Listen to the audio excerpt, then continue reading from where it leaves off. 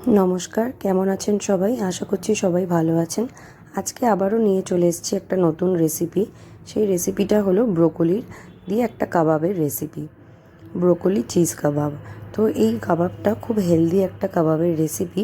এখানে আমি দুটো ব্রোকলিকে ছোট ছোট পিস করে কেটে নিয়েছি, তার সাথে নিয়েছি দুটো আলু, সেগুলোকেও আমি কেটে সিদ্ধ করে নিয়েছি। এবারে এখানে আমি যেটা করেছি সেটা হচ্ছে আলু আর ব্রোকলিটাকে মেখে নিয়েছি, তাতে অ্যাড করে দিয়েছি পেঁয়াজ কুচি, ধনেপাতা কুচি, লঙ্কা কুচি, রসুন কুচি।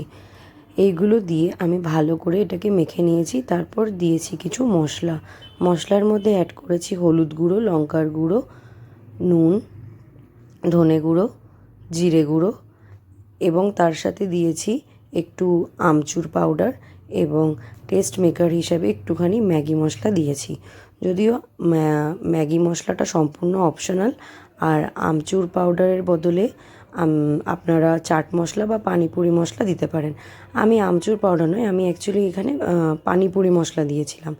তো এই সমস্ত কিছু দিয়ে আমি ভালো করে এগুলোকে মেখে নিয়েছি, আর সাথে দিয়েছি অল্প একটু তেল আর চিজ। এখানে আমি যেই চিজটা ইউজ করেছি সেটা হচ্ছে মোজোরেলা চিজ। আর বাইন্ডিংয়ের জন্য এখানে যেটা অ্যাড করতে হবে সেটা হচ্ছে বেসন আর চালের গুঁড়িটা দিয়েছি হালকা একটু ক্রিস্পি হওয়ার জন্য। আগেই বলে দিচ্ছি, এটা কিন্তু খুব হেলদি একটা রেসিপি, কারণ এটাতে তেলের পরিমাণ ভীষণ কম ব্যবহার হয়, আর এটা ডিপ ফ্রাইও নয়। সামান্য একটু অয়েল ব্রাশ করে প্যানে এটাকে জাস্ট শ্যালো ফ্রাই করে নিলেই কিন্তু এই কাবাবটা রেডি। আর এটাকে এবার ভালো করে মাখিয়ে আমি বেশিক্ষণ না 10 মিনিট মতো রেখে দিয়েছি।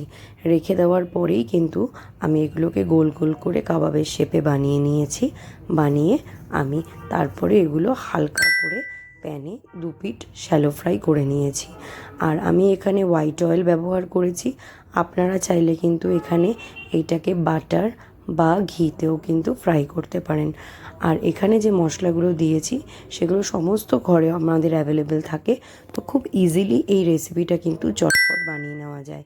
এটা বিকালে স্ন্যাক্স হিসাবেও আপনারা খেতে পারেন, আর এটা কিন্তু খুব হেলদি একটা অপশান। এখানে দেখুন আমি এবারে চিজটা অ্যাড করে দিলাম। করার পরে সব কিছুকে খুব ভালো করে আমি এখানে মেখে নিচ্ছি। সব কিছু খুব ভালো করে মাখা হয়ে গেলে এবার আমি একটা একটা করে এখানে প্রত্যেকটাকে আমি একটা করে কাবাবের শেপ দেব। দিয়ে আমি এখানে তাওয়াটাকে ভালো করে গরম করে নিয়েছি। তাওয়াটা গরম হয়ে গেছে। তাওয়া গরম হয়ে যাওয়ার পরে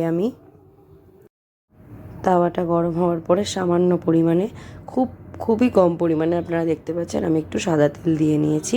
দিয়ে জাস্ট ওইটাকে চারিদিকে সাদা তেলটাকে ছড়িয়ে দিয়েছি। ছড়িয়ে এবারে আমি যে কাবাবের শেপে যেগুলো আমি তৈরি করে রেখেছিলাম সেইটা আমি এবারেতে ফ্রাই করে নিচ্ছি।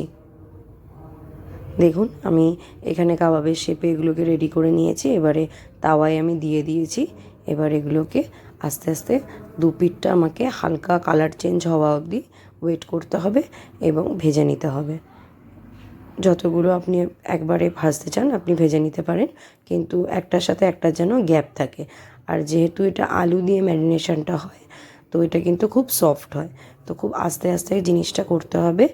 আর বেশি এটাতে বেসন দেওয়ার দরকার নেই বাইন্ডিংয়ের জন্য, তাহলে যে ব্রোকলি আর আলুর যে টেস্টটা সেটা কিন্তু চলে যাবে। তো এবার এটা হয়ে গেল, সব কিছু ফ্রাই করা হয়ে গেছে। এখানে দেখুন আমাদের হেলদি কাবাব